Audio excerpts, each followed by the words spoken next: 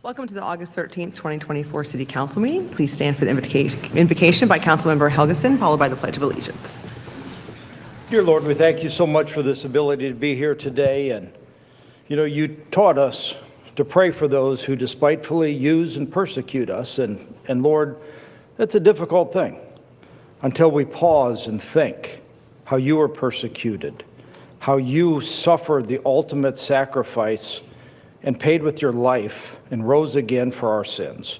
Thank you for your leadership. Thank you for your grace and your godly mercy. Thank you for your love for us. Lord, as we debate city business today, I pray that you will bless our time, that it'll be productive. It won't be trivial and divisive, but it'll be for the good of the citizens of Lynchburg. I pray that you'll bless this meeting, give us wisdom, help us to put our own thoughts aside and think for the good of all. We ask this all in Jesus' name. Amen. I pledge allegiance to the flag of the United States of America and to the republic for which it stands, one nation, under God, indivisible, with liberty and justice for all. Tonight's City Council agenda is divided into 3 sections: consent agenda, public hearing, and public comment. The first section is consent agenda. This section includes routine items, and all items may be approved by one vote. May I have a motion on the consent agenda? Jim, I ask that you pull the minutes from July 3rd. Okay, anything else? Okay, do I have a motion on the consent agenda minus the minutes from July 3rd? Second. Okay, can we go ahead and vote? Councilmember Dolan? Yes. Councilmember Harrelson? Aye. Councilmember Mischens? Yes. Councilmember Taylor? Yes. Councilmember Wilder? Yes. Vice Mayor Feraldi? Yes. Mayor Reed? Yes. The motion passes. All right, moving on to the public hearings. The next section of public hearing, the section. Can I mention about the July 3rd? Sure, go ahead. So just wanted to, since it wasn't an official meeting, there shouldn't be official meeting minutes, I don't believe. We have official meeting minutes that said there wasn't a quorum, but there wasn't an official meeting, so there should be no meeting minutes. So if we can bring that up next, if you can check on that and bring that up next time, I'd appreciate it. Thank you. Okay. The next section in public hearings. This section includes all public hearings as required by law or as council may direct. Staff will make a presentation. Comments will then be solicited from the public. An individual speaker shall have 3 minutes to speak. If the speaker represents a group, the speaker shall have 5 minutes.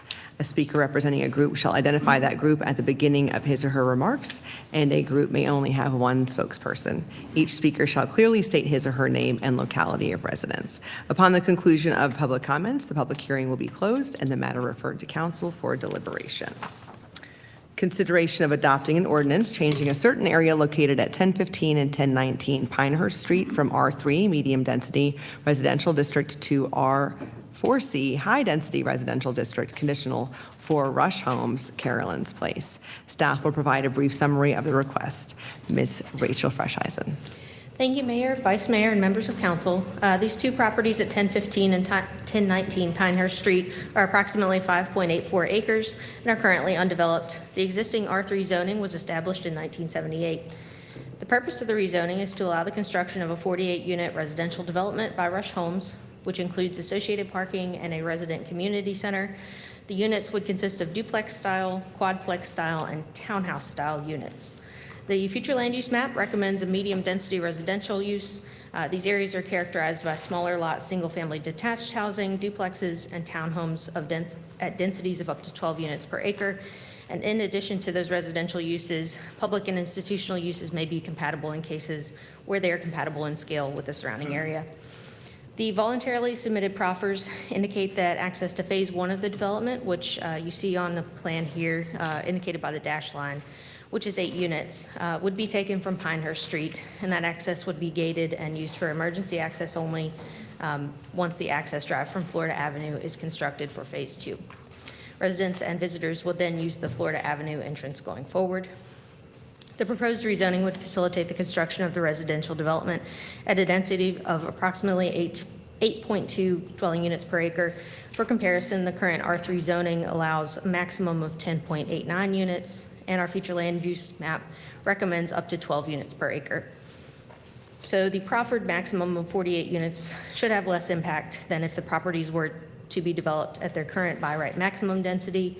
And the proffer regarding access to the site should result in a safe ingress and egress for residents and visitors to the proposed development from Florida Avenue and limit impact to the neighboring homes on Pinehurst Street, since only Phase 1 would use that access.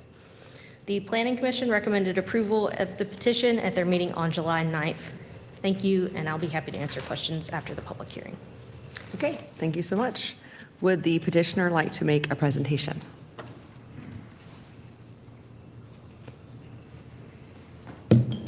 Madam Mayor, Mr. Vice Mayor, members of council, my name is Jamie White with White Engineering Design and Forest. I'm here representing Rush Homes in their rezoning request. Rush Homes is requesting to rezone these two lots at 1015 and 1019 Pinehurst Street from R3 to R4C for these 48 residential dwelling units, and there's going to be a community center on the property for the residents as well. Rush Homes provides affordable, accessible housing opportunities for people who have both disability and low income. In Lynchburg and in the surrounding areas, Rush Home manages several properties that have been renovated to accommodate handicap accessibility and have also built new accessible housing developments from the ground up. Some of these developments include the Old Forest Village at 2550 Anthony Place, that has 25 units. Victoria Ridge at 840 Victoria Avenue, that's a 24-unit development. I was a part of the Armstrong Place development at the old Armstrong Elementary School. That's at 1721 Mondsview Place. That's a 28 units in the old school building, and they also built a couple of duplexes that are on Boston Avenue. And this year on Florida Terrace, which is just down the road from our site, this site opened up for residents earlier this year, and that's a 31-unit development. Rush Homes currently has a waiting list of over 300 people who need this type of housing. And this project would help fill that current demand in the area. We have met with city planning and engineering staff over the last couple of months to shape our design to best fit the existing site and to minimize any traffic impacts. We are going to be placing our permanent entrance on Florida Avenue across from Jubilee Drive. This location provides a safe entrance and with adequate sight distance that's needed.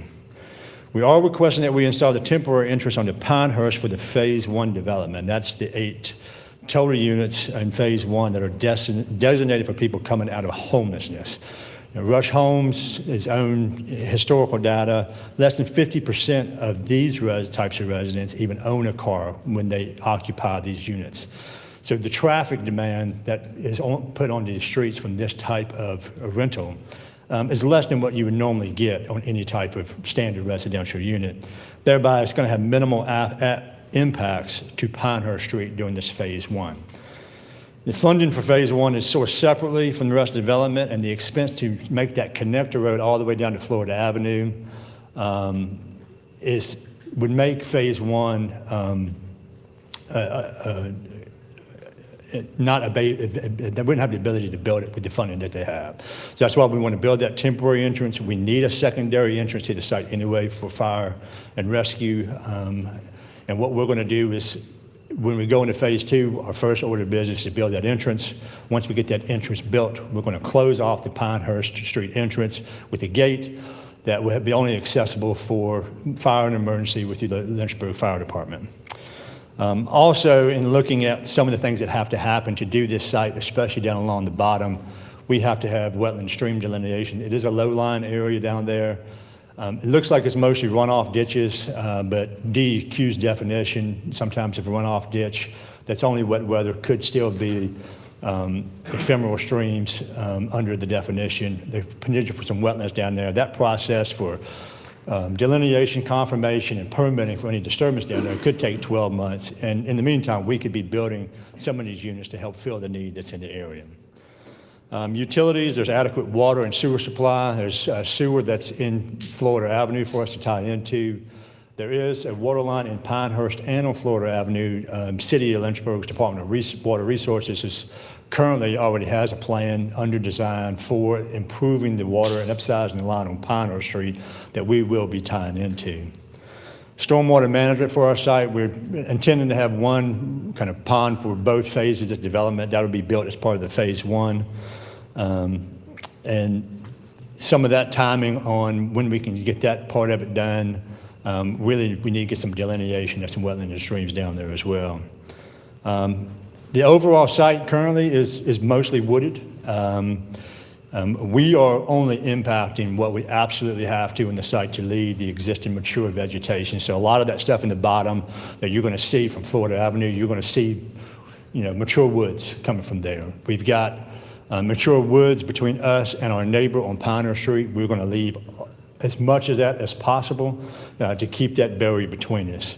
Also, if you drive by the site and look, it's kind of in rough shape with some people have used it for a trash site and things of that nature.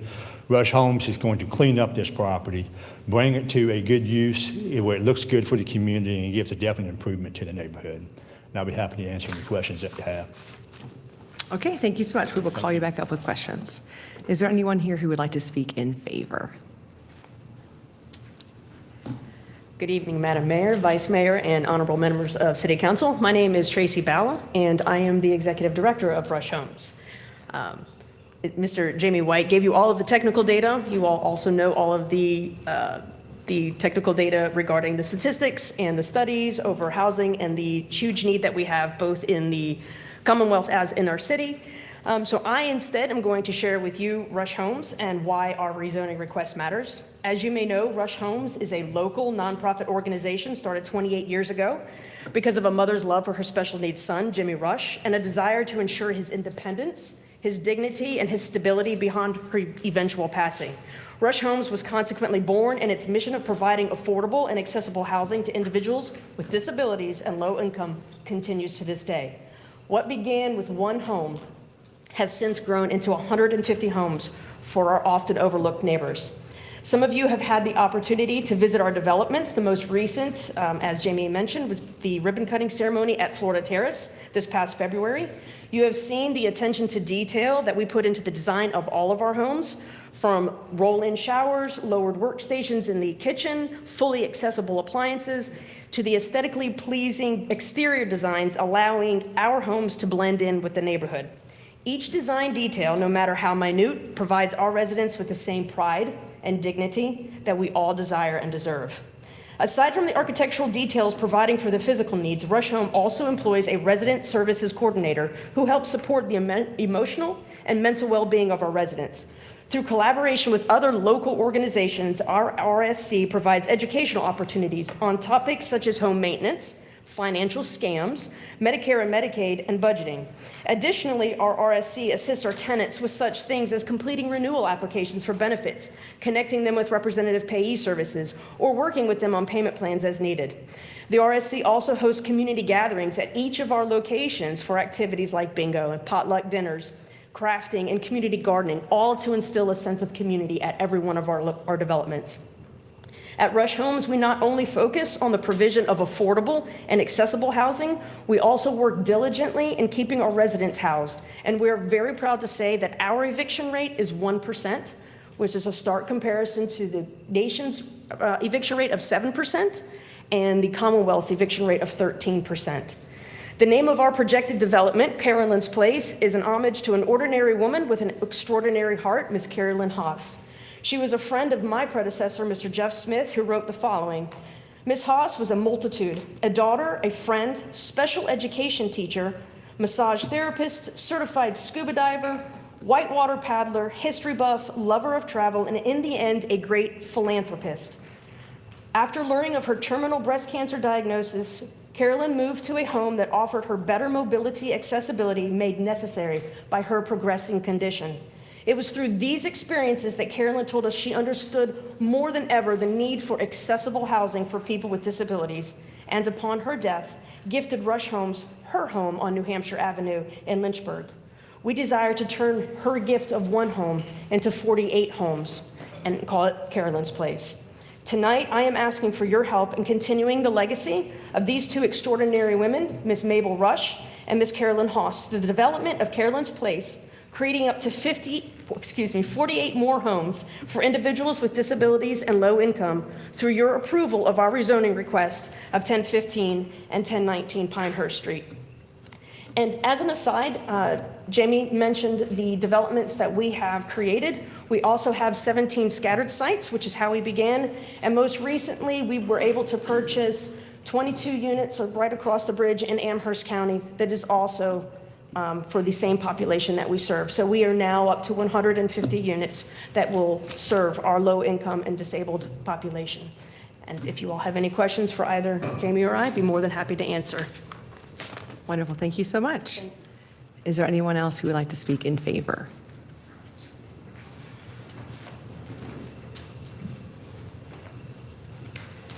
Dr. Beth White, Ward 3, Lynchburg. I wasn't going to speak tonight, but when I heard that Rush Homes was wanting to put in some additional units, I felt compelled to. Mr. and Mrs. Powell lived on Oak Ridge Boulevard across the street from me. They lived there for over 40 years. They rented their home the entire time. Mr. Powell died, and his widow still lived there for another 5 years. They did not own their home, it was rented. The couple that owned their home retired. They were elderly, they retired. They left it to their daughter, who didn't want to be burdened with, the expenses and the upkeep and everything. She sold a house. Mrs. Powell was well in her late 70s, early 80s, and she was having to move. And I asked Miss Powell, I said, "Where are you going?" She says, "I have no idea. I only make $1,000 a month in Social Security." She said, "The cheapest place to rent is more than I make in Social Security. I don't know where I'm going." Now that I find myself in her position, I don't know where I would go if I didn't own my house. We need more affordable housing here in Lynchburg for the Mrs. Powells. So I would ask you, if that was your mother or your grandmother, wouldn't you want her to have a safe place to live? So I would ask respectfully that you approve this to give the other Mrs. Powells of our city a safe place that they could afford to live. Thanks. Thank you. Is anyone else who would like to speak in favor?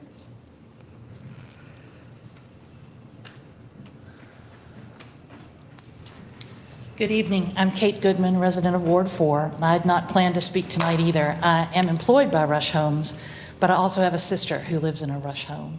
She sustained a mild traumatic brain injury 28 years ago, give or take, and that left her unable to work. And my mother and I were left to care for her. If you were to meet her, you would experience her much like you're experiencing me. She's articulate. She is in many ways still very capable, but she is not capable in other ways that are less obvious. When I finally moved, my sister, who is a graduate of the University of Lynchburg, graduated with honors, was a social worker before the accident. When I moved her and her children to Lynchburg, we tried to find a place that she could afford to live on her limited Social Security disability income. So hard.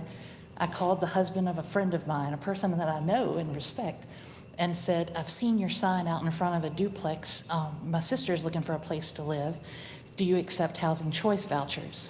And his reply was, "We don't rent to those people." Well, those people are our sisters and our brothers and our mothers and people we love. So not only as an employee of Rush Homes do I know and understand what it brings to the community, I also know what it provides for the people who love the people who live with us. So thank you for your consideration, and I trust it will go well. Thanks. Thank you very much. Anyone else want to speak in favor?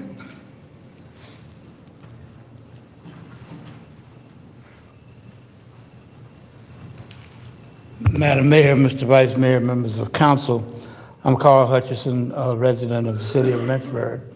I certainly approve and support the work of Rush Homes, but I do have questions, two questions. First question is this: will the developer address the issue of traffic on Florida Avenue? I think we do have to show some concern because there's already one unit that is coming in. This unit will be going down a little lower across the street across the road from Jubilee Family Development. And I just want to make sure that safety issues, and I haven't heard anything from the developer concerning that. Second thing is more personal, is how many minority contractors are going to be included in working on this project. because with low and moderate income families, many of whom are African American, I think we need to have that. I do applaud the work of Rush Homes and what they do. Thank you so much. Anyone else wants to speak in favor? Is there anyone who'd like to speak in opposition? Okay. Any voicemails from citizens? Yes, Madam Mayor. We have 4 voicemails. The first one is from Milton Smith in support of the petition. Yes, my name is Milton Smith, and I live at 2550 Anthony Place in Lynchburg, Virginia, and it belongs to Rest Homes. My life has been kind of up and down, but I never gave up on hope. I was homeless for 25 years, lived under a bridge. By the grace of God, Rest Homes reached through and helped me get myself back to where I'm supposed to be, and I have my own place. I've been here for 4 years now, and it's just a new life for me, a chance to regroup myself and realize that God has never left me, and there's always time for a change for everybody. If I can do it, you can do it. The next is from Friend Joy, also in support. Hi, my name is Friend Joy. I'm from the Old Forest Village, Rush Homes. I'm just calling about in regards to the rezoning. Rush Homes is also awesome. I thank Rush Homes for everything they have done for us. And I just hope it expands as much as it can. And I just want to say thank you, Rush Homes. The next is from Rebecca Vi, also in support. Hello, my name is Rebecca Vi. I live at 804 Victoria Avenue, apartment 1. I'm talking about the rezoning for Rush Homes on August the 13th. I just want to say Rush Homes is a wonderful place to live, and it's safe, and I love it. My mother lived in it, and I'm living in it now, and I recommend it to anybody to move into Rush Home place. I love it so much. So if you're thinking about moving to Rush Homes, then move right on in. You're welcome, and we love it. And the last is Maggie McDaniel, also in support. Hello, my name is Maggie McDaniel, and I live at 2117 Florida Avenue, apartment 3003 in Lynchburg, Virginia. And I'm calling about you rezoning for Rush Homes on August 13th.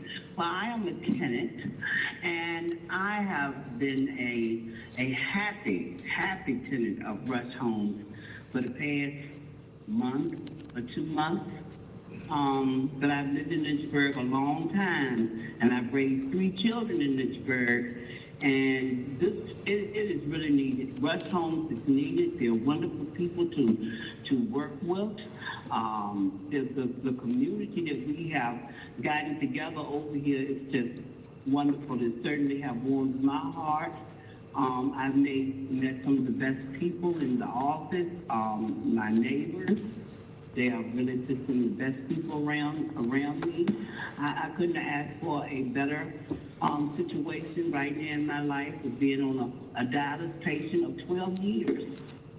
And this Rush Home has been just perfect for me. And I wanted to let y'all know this, and I hope that y'all give them what they need. And thank you, and bless y'all. That's all I had, Madam Mayor. Thank you so much. Would the petitioner like to come up and address the 2 questions that were made? Thank you for the opportunity to talk about this. Looking at safety on Florida Avenue, obviously we're a low impact on the actual traffic loading with the type of residents that we're going to have here. We work with the city's traffic engineer and then some other folks in the engineering department to come to a solution where it would be the most safe location for our entrance. Being across the street from Jubilee Drive is a safer way to enter into Florida Avenue. And obviously we have to do our survey and design, making sure we have all the adequate site distances and things like that for safe ingress and egress into the property. Maybe Tracy could say something too. The contractors? Yeah. So just as the city does, we also send out requests for proposals for contractors. And we don't necessarily look at race, we just look at what the proposal is. We obviously highly encourage everybody to hire low income. We do actually track that data. One of our funding agencies asks us to do that. But as far as hiring a contractor, we do it through a request for proposal process, just like the city of Lynchburg does. Okay, thank you. The public hearing is now closed and the matter rests with council. Okay, any further discussion? Or, I'm sorry, so speak to your motion. Sorry, go ahead. No, I mean, I just familiar with Rush-owned properties. You guys have a great reputation. I think that this is a area that could use some development that we know is going to be well maintained and taken care of, and there's a need. So appreciate what you guys are doing, and I think this is going to be an easy one. Thank you. Was the second on Councilman Hugginson? No? Dr. Wilder? Again, I'm familiar with the project. It's always amazing. The Florida Avenue Terrace one they did an amazing job with that. I was there for the grand opening. Rush Homes does an amazing job in our community.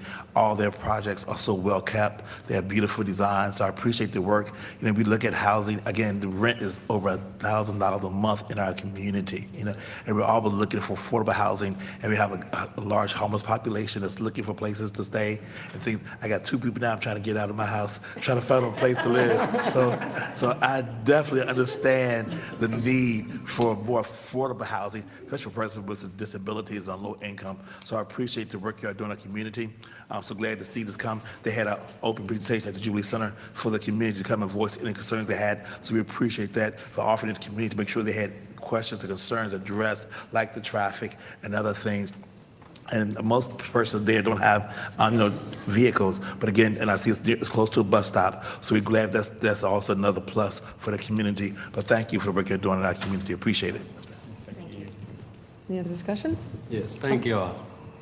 I've sent several people to y'all, and they live at Florida Terrace now. They were living in a shelter, but they got the vouchers, and y'all placed them. Thank you. Anyone else? I agree. Thank you so much. It's been really wonderful hearing your presentations at our CDAC meetings and just kind of seeing all this come to life. And I'm really thrilled at what it's going to do for our citizens. It's so needed. So we appreciate all your hard work and those of you behind you on your team, everybody that's helped be part of this. So we really appreciate you. So I think we're all thrilled to be able to support and call this vote. So let's do it. Councilmember Dolan? Yes. Councilmember Helgeson? Yes. Councilmember Mischens? Yes. Councilmember Taylor? Yes. Councilmember Wilder? Yes. Vice Mayor Feraldi? Excuse me. Yes. Mayor Reed? Yes. The motion passes. Thank you very much. All right, moving on to public comment. The next section is public comment. During public comment, individual speakers have 3 minutes to speak, and those representing a group have 5 minutes to speak. Typically, City Council takes comments made during the public comment section of the agenda under advisement and may refer concerns to the city manager for follow-up. Citizens often express conflicting and diverse positions regarding specific issues under consideration. To encourage citizen participation and to avoid intimidation to persons who may express sometimes unpopular opinions, applause, cheers, or jeers from the audience are not permitted. When appearing before City Council, citizens may not engage in behavior that intimidates or insults others, engage in disruptive behavior, use profanity or vulgar language, promote private business venture, or campaign for office. We will now hear from, yes.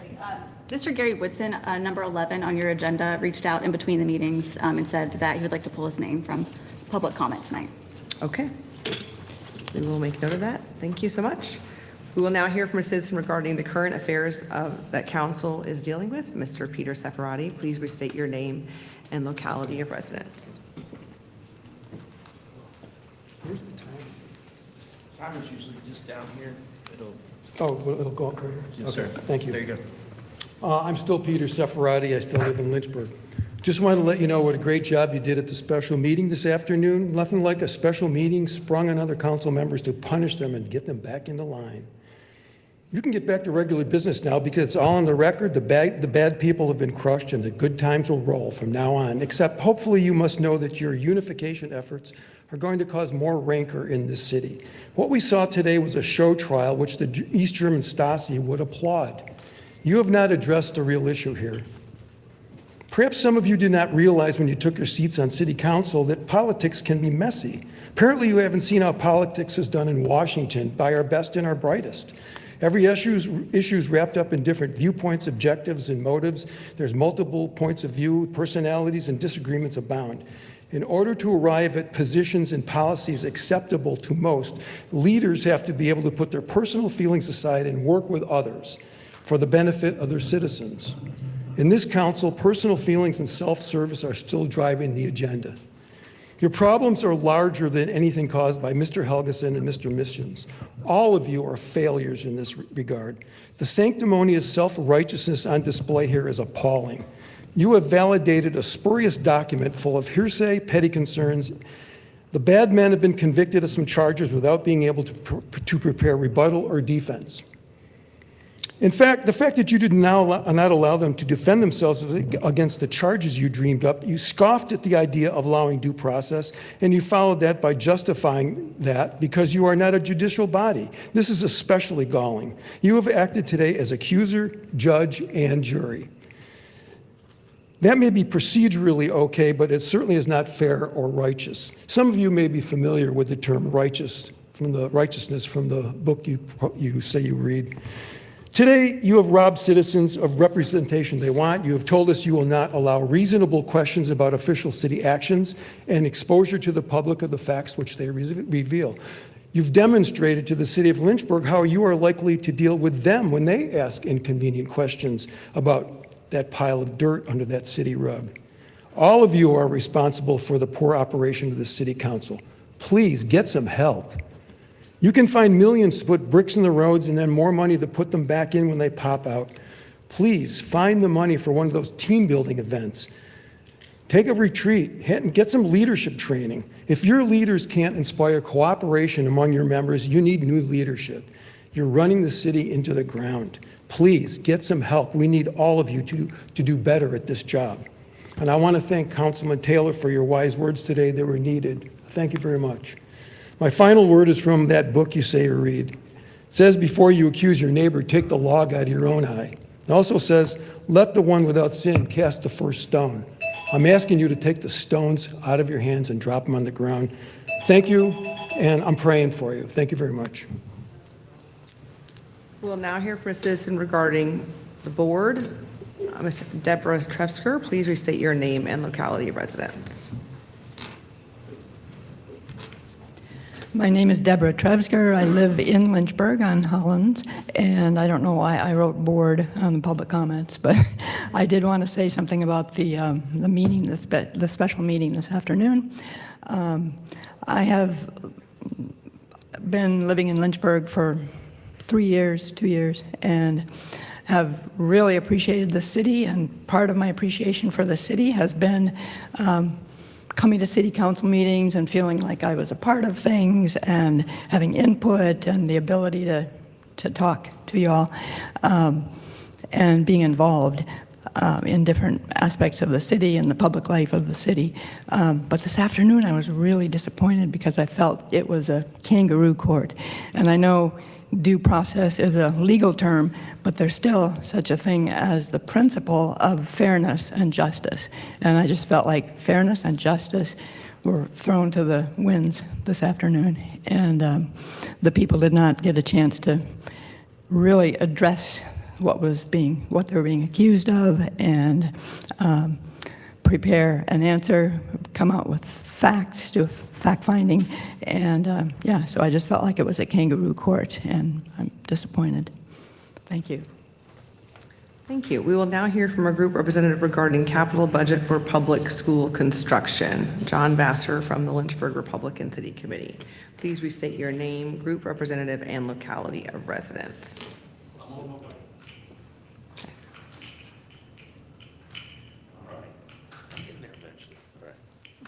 Now, one moment, please, while I get this thing set up so I can read it. Okay. All right. My name is John Vassar. I'm from the Bellevue neighborhood, and I'm here speaking as a representative of the Lynchburg Republican City Committee. It's been a long day for all of us, and I'm going to be as brief as I possibly can. As they used to say on Monty Python's TV show, and now for something completely different, I'm going to talk about the school board issues here.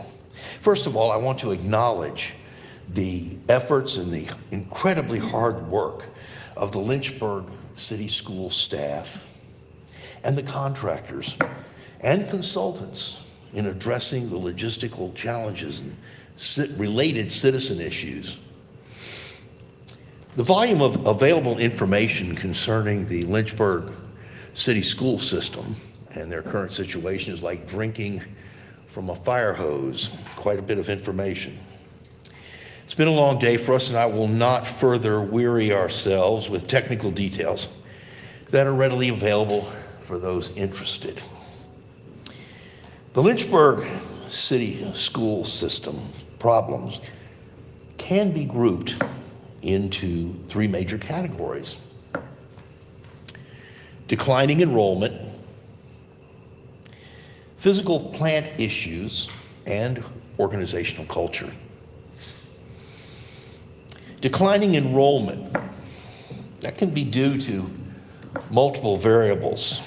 The easiest to actually measure are test scores. It's how a school system advertises itself. For example, the Liberty University Law School advertises its pass rate for the first time of the bar exams, which is, I think, the highest in the nation. It's one of the ways schools advertise themselves. All right?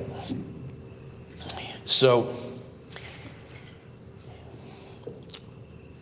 the easiest way to measure, easiest thing we can measure, are test scores. Without going into details, LCS, that's the Lynchburg City School System, that's when we refer to it from now on. LCS standardized test scores are poor enough to attract negative attention. This is particularly true of ethnic minority students. Such negative attention can possibly affect enrollment. Physical plant, move to physical plant now. Physical plant is a problem, but it's not a showstopper. The physical condition of the Lynchburg school system, I'm talking about the buildings, real estate, that type of thing, was better than I thought it was. I got the briefing, I saw the briefing and got the results, bless you. I got the briefing and the results, and it was actually better than I expected it to be. So we do have a bit of breathing room there. We haven't gone off the cliff on that yet. All right? Let me give you an example. Physical plants are a problem, but it's not a showstopper. For example, I'm just going to throw this out as an example. If Sandusky Elementary cannot be economically renovated, as one of the reports I saw said, students could be moved into Sandusky Middle School, portable classrooms, and/or redistributed to nearby schools. The most important thing to remember here is that we have to buy time to raise the test scores and improve the reputation of the school system. We must improve standardized test scores. I know standardized tests are not really fair, but it's the only tool we have right now to work with. All right? Remember, you're only as good as people think you are. All right? Organizational culture refers to the care and feeding of the human capital. You know, the capital walks out at the end of every day. Now, I've heard some reports. We don't have anything that I can measure, but I've heard reports of a serious morale problem in the LCS. Perhaps one of our universities might be persuaded to do an organizational culture assessment as part of an upper-level upper-level master's or doctoral program study. It'd be an excellent way to do it. We could have that done on the cheap, basically. Done that on the cheap. So the first thing we should think of is that test scores and organizational culture are the priorities. And since you folks hold the purse strings to the school system, it's something you should at least give some thought to. All right. Thank you very much. Right now we'll hear from a citizen regarding general council concerns. James Quattlebaum, please restate your name and locality of residence.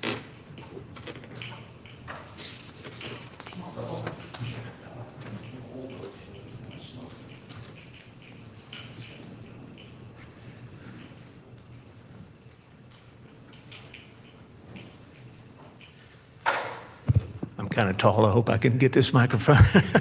Good evening, Council. My name is Jim Quattlebaum. I'm a resident of Lynchburg, Ward 1, over off Indian Hill Road.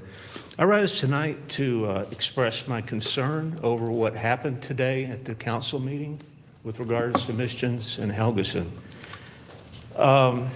Those concerns are specifically the First and Sixth Amendment to the Constitution. Now, last night, I got this resolution at about 10 o'clock. 2 pages, front and back. I thought this really smelled badly. This is hurtful. This doesn't look like it would come from our council, and it was confirmed today in the meeting that it was not. Within this document, we have some silliness going on here. We have stuff in here when I address hurtful. Seniority, seating arrangements. I mean, look at this. Look at this. This is ridiculous that this has to happen. It's not right. These members deserve respect. He's been here for how long, what, 40, 20 years? Yeah, 20 years. And you treat him like that? Not good, not good. So therefore, I'm going to recommend to the Lynchburg City Republican Committee that you two, when I mean you two, Ms. Reed and Ms. Ferraldi, be removed from the Republican Party. Number 2, I'd like to bring to the citizens of Lynchburg a procedure, 19.9 in the city charter. It has to do with removal from office. That is directed at Ms. Reed and Ms. Ferraldi. We have a procedure to get rid of the likes of you, and I'm going to recommend that we do that. Thank you. Thank you very much. We'll now hear from a citizen regarding July 9th meeting. Cora Seferati, please restate your name and locality of residence.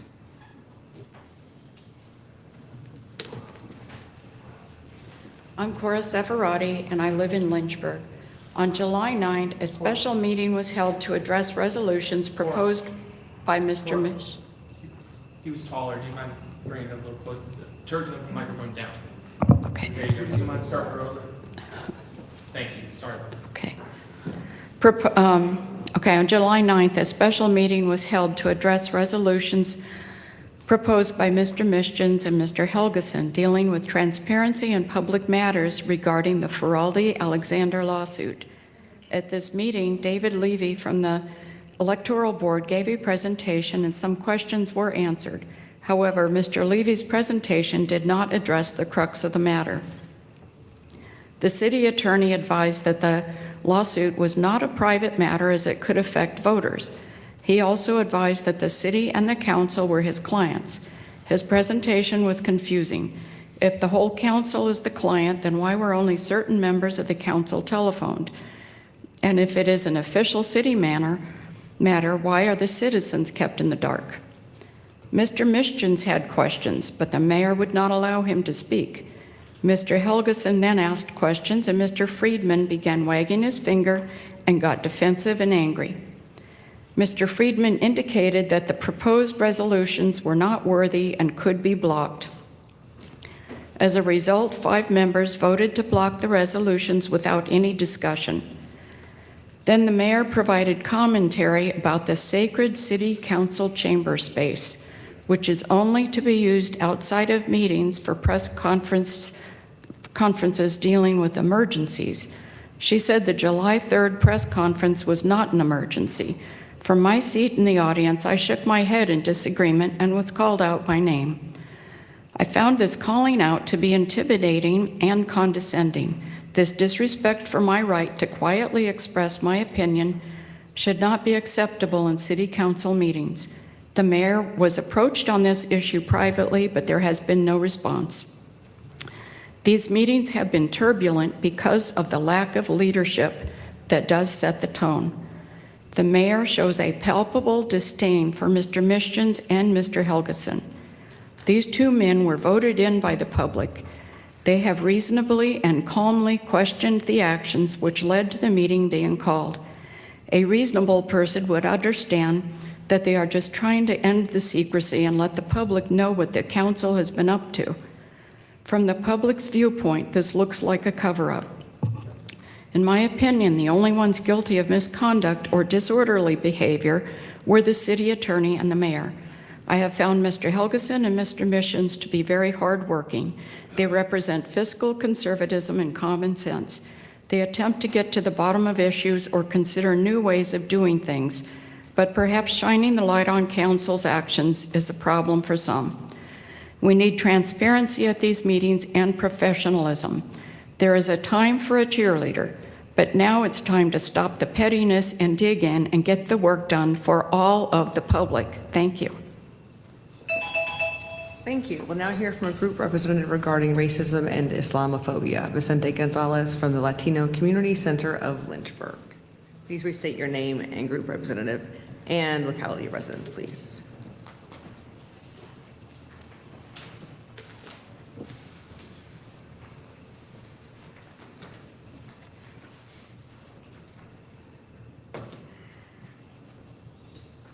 Hi, my name is Vicente Gonzalez. I'm with the Latino Community Center. I'm also with Queer Town Hall in Lynchburg for Palestine. Today I'm voicing my concerns regarding the highly anti-Muslim and anti-immigrant content being posted by Marty Misjins. Considering the city of Lynchburg is facing a very expensive lawsuit after Marty was let go as fire captain for posting transphobic content, I think the city council should take this very seriously. On April 6, Marty shared a post which insinuated that Middle Eastern communities traffic and abuse children. According to Lynchburg's Freedom 434, perpetrators of human trafficking are typically family members or romantic partners and is not a race-based crime. This type of misinformation is harmful to both Muslim communities and victims of human trafficking and undermines the effort to help those directly affected. Misjins also made a post referring to armed Muslims taking over the streets of England and saying that Tim Walz was appeasing to Sharia supremacists because, according to Marty, the Minnesota state flag looks suspiciously like the flag of Somalia. It's important to highlight that Marty's posts were shared during the outbreak of violent and extremist far-right mobs that broke out throughout the various cities of the UK, where white supremacists attacked mosques, Muslim-owned businesses, and even set a hotel on fire while asylum seekers were still inside. His rhetoric directly intends to encourage violence against Muslim and immigrant communities. This kind of behavior should absolutely not be tolerated by the City Council. If any type of violence is perpetrated against these vulnerable local populations, Marty Misjins will be implicated. When you look at a greater portion of Marty's content, there is an underlying foundation of anti-immigrant sentiment, implying that immigrant communities negatively impact the economy and increase crime rates. According to a study at Northwestern, which analyzed 150 years of census data, immigrants are consistently less likely to be incarcerated than people born in the US. Also, I think most people in this room will admit that the presence of immigrant communities, and particularly immigrant labor, has greatly benefited the Lynchburg community. Without immigrant labor, the council would not be able to pass the resolutions regarding new projects, housing, and government facilities at the rate that it does. Immigrant people deserve respect and recognition for the ways in which we contribute to this community.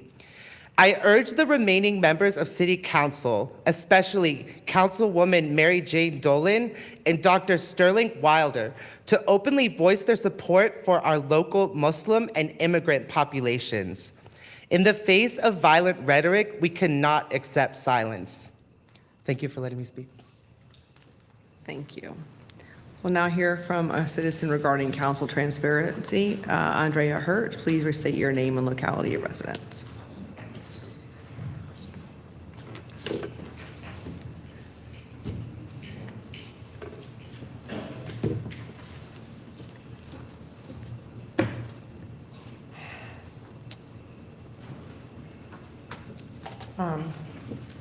I almost didn't come back here after what I saw this afternoon. I went home and was physically sick. And I almost didn't come back. I said, I don't know if I can do this. I was not able to prepare for what after, as eloquently as the people came back. But I came back, but I feel it's my duty to come back here and express my profound feelings about what I'm seeing. A question I do have is, do I still have my rights to speak freely here? Because after this afternoon, I really question whether that's possible. But I will continue because I will not stop standing for what is right. Like many here, I'm disappointed and angry of what we're seeing with our government, not just here, but nationally. These things that are going on in the council, this chaos is going on for almost a year, are distractions from the citizens' business. And a quote here from a movie, A Few Good Men, truth. You can't handle the truth. I'll also add to that, power.